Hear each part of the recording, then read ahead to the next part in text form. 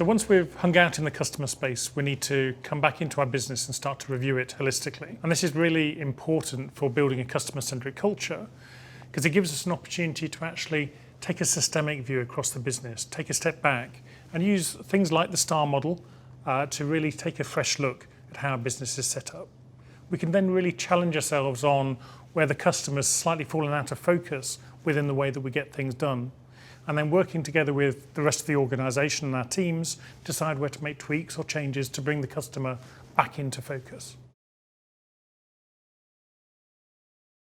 So the best way to begin a journey to building a more customer-centric culture is to actually build a team that works cross-functionally and get them to come together and plan and drive the change that is needed.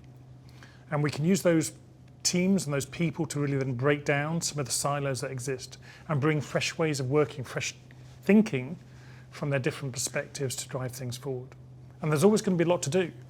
So we also need to ruthlessly prioritise, ideally on some relatively small changes that can drive early momentum and get things started.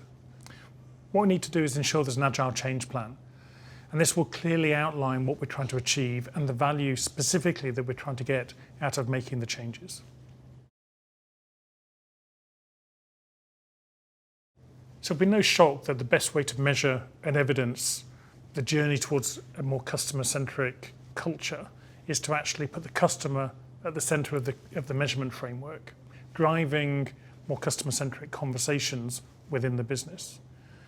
But actually measures are only part of it. We also need to look at other aspects as well and how we reward people or how we recognise people for what may be good or bad behaviours will also actually have an impact. So we also need to look there. And we need to look to embed customer-centric thinking into what we call the cultural hotspots within the organisation.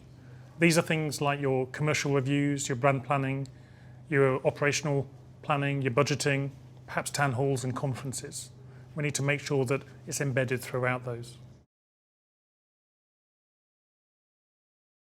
And one piece of advice on starting the journey towards a more customer-centric culture within the organisation is to actually go and figure out the common unique needs of the customers that actually drive the sustainability of the business. And really focus in on what they need, but actually more importantly what they want. What we then need to do is map out the business benefit of solving those wants, both for the customer and actually for ourselves. And then we can work with our teams to start to reorientate our thinking and the way that we work around those.